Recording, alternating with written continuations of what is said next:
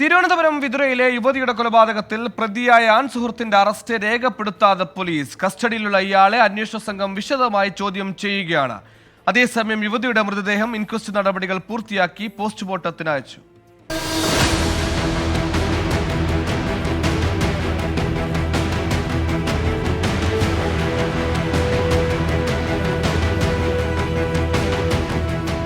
വിതുരയിൽ യുവതിയെ കഴുത്തുഞെരിച്ച് കൊലപ്പെടുത്തിയ സംഭവത്തിൽ അന്വേഷണം പുരോഗമിക്കുകയാണ്. നെടുമങ്ങാട് ഡിവൈഎസ്പിയുടെ നേതൃത്വത്തിലാണ് അന്വേഷണം. പ്രതിയായ ആൺസുഹൃത്ത് അച്ചുവിന്റെ അറസ്റ്റ് ഇതുവരെ പോലീസ് രേഖപ്പെടുത്തിയിട്ടില്ല. ഇയാളെ വിശദമായി ചോദ്യം ചെയ്യേണ്ടതുണ്ടെന്ന് പോലീസ് അറിയിച്ചു. തിങ്കളാഴ്ച പുലർച്ചെ ചികിത്സയ്ക്കായി വീട് വിട്ടിറങ്ങിയ യുവതിയെ ഇന്നലെ രാത്രിയിൽ വീടിനോട് സമീപമുള്ള വനത്തിനോട് ചേർന്ന ആളൊഴിഞ്ഞ കെട്ടിടത്തിൽ മരിച്ച നിലയിൽ കണ്ടെത്തുകയായിരുന്നു.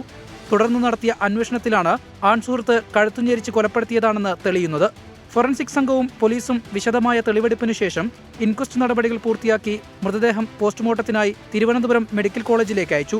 റിപ്പോർട്ട് വന്ന ശേഷം കൂടുതൽ വിവരങ്ങൾ ലഭ്യമാകുകയുള്ളൂവെന്ന് പോലീസ് അറിയിച്ചു. 24 തിരുവനന്തപുരം.